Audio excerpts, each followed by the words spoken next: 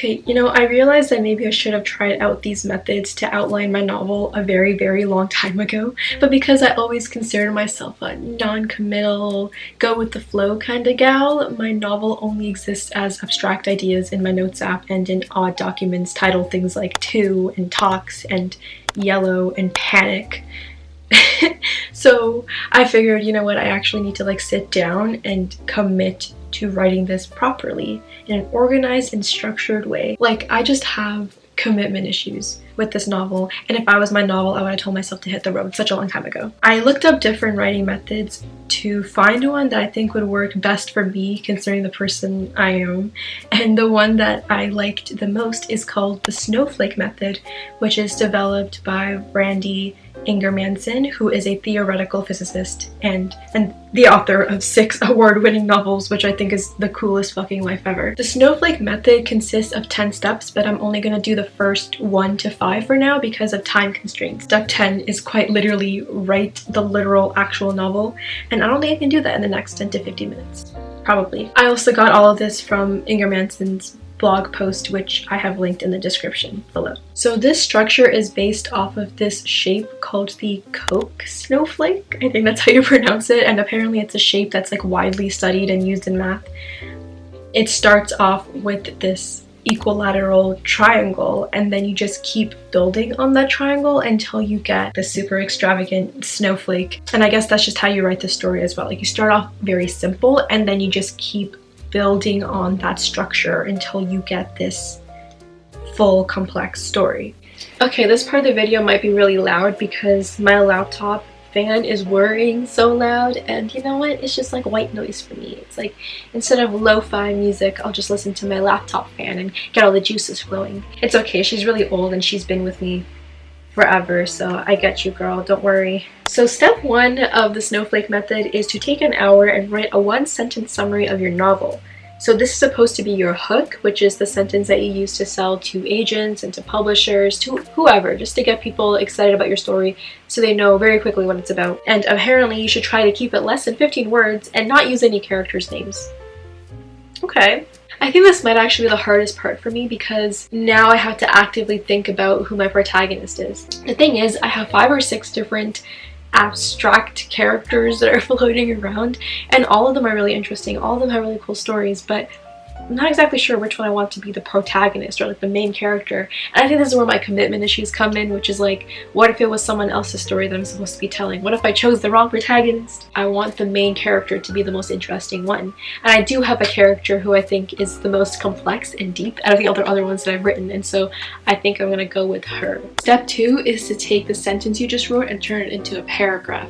And this paragraph consists of 5 sentences and 3 major disasters. You should follow a 3-act structure, meaning that the first act of your story has 1 major disaster at the end, your second major disaster should happen at the midpoint of Act 2, and your final major disaster should happen at the end of Act 2, so that in Act 3 you can wrap things up. He said that it's also okay if the first major disaster happens because of external circumstances, but that the second and third major disasters should be due to the protagonist trying to fix things and then failing miserably. I still haven't finished step 1, which is turning your book into 1 sentence, because I still haven't really clarified where I really want that to be. I'm gonna try and finish step 1 as in clarifying exactly what my story is gonna be about, and I'm gonna write the next paragraph, which is quite literally just 5 sentences.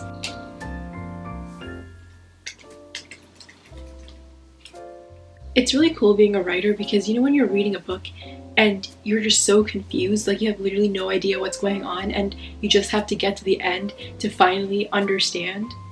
I think it's like really cool from the writer's perspective because that's also your job too. Like, you're starting at the beginning and you're the one who decides what's going to happen, and you're the one who has to discover what's going to happen too, and you're the first person that gets to do it. Okay, I wrote the 5 paragraphs. It was 110 words in total, and I've never been so clear about my story before. Like, it's not even that clear just yet, but I've never had so much structure before. Like, all of a sudden, there's a beginning, middle, and end, and all of a sudden the characters that were floating around in my head, they have a place to go.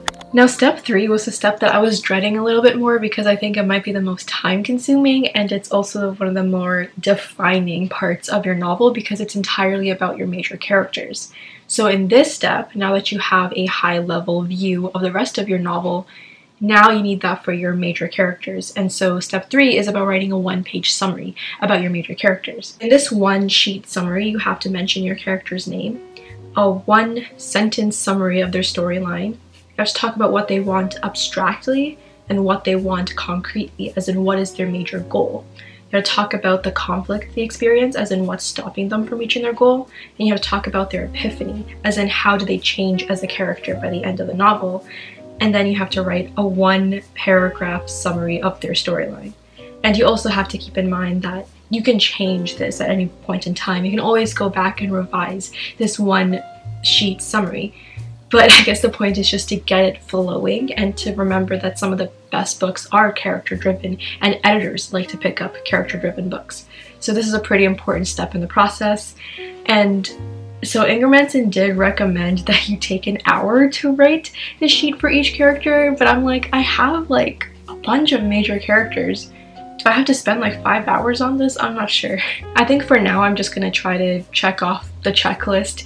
I'm gonna go with my top 3 major characters. I think there are 3 characters that are pretty important to the storyline, so I'm just gonna focus on them for now. And if another character turns out to be more major afterwards, then I'll worry about that then.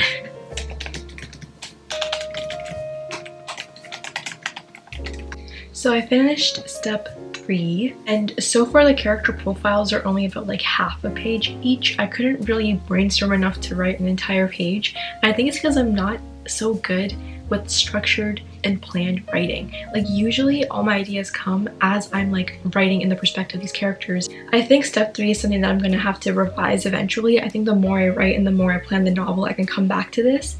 But I'm really glad that I have like criteria, like I have a checklist for what they should be like so far. Step 4 is to expand each sentence of your summary paragraphs into full paragraphs, which means all the paragraphs except for the last one need to end in a major disaster. And now this is supposed to be 1 page, and then you'll have a 1-page skeleton of your novel. Step 5 is to write a 1-page description of your main characters and a half-page description of the other important characters.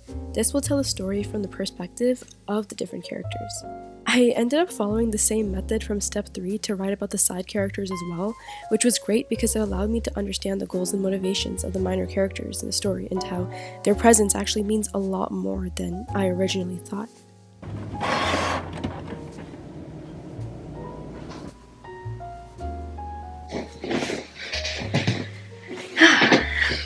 So here is the manuscript outline. Even though the character synopsis for the major characters were supposed to be 1 page each, I didn't quite reach that 1-page mark, but I feel like I still got sufficient information anyway, so I'm gonna keep it as that. And I liked printing it out because I like having it physically in my hands, and I get to use my cool little pen to make my edits and whatnot. This is the most information I've collected about my book in a very long time, and I'm very, very happy with what I have right now. Like, I can't believe this actually worked, and I'm only halfway through the steps. I gotta admit that I'm actually like really surprised because, I mean, not in a self-deprecating way, but I always thought that I was kind of bad at being disciplined as a writer. Like, I just don't have that kind of discipline that all the great writers had back in their day. But the fact that I managed to like sit down and actually commit a few hours just to get this done, it's so life-changing. Like, it actually is. This is a pretty great method. The only issue I had is that I am the kind of person that discovers things as they go along with the writing process. Like, the only reason I was even able to do this method is because I already had a novel idea in my mind. Like, I already had that background, and that's why this was a little bit easier to do. But I think if you're going into writing a novel and you don't have anything down yet, this might be a little bit harder because you just gotta start everything from scratch and kind of put everything together right then and there. But I think this definitely gave shape to the idea that I already had going on, which is great. I still am the kind of person who loves free writing. Like, I love just going off of one sentence and then writing the next sentence and the next, and have that story move organically. And I think what this allowed me to do is to create a box in which these ideas can move around, but at least it will never leave the box. And I think that's what I really needed, because when I was free writing, all my ideas were just going literally, like, they were just going on vacation. They were going everywhere, places they should not be going.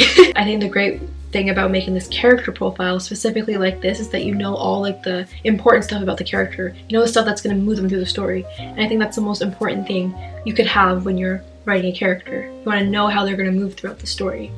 So I'm really glad that this method helped me do that. I think if you're like a planner, you're someone who's organized, you like structure, then this method would definitely work for you. I'm somewhere in between where it's like, yes, I do like structure, but like in a very minimal kind of way. So I'm glad that I have this because now I can just go ham and just sit down and free write as much as I want. Anyway, I'm excited to keep writing. Hope you're excited to keep writing, and I'll see you next time. Bye!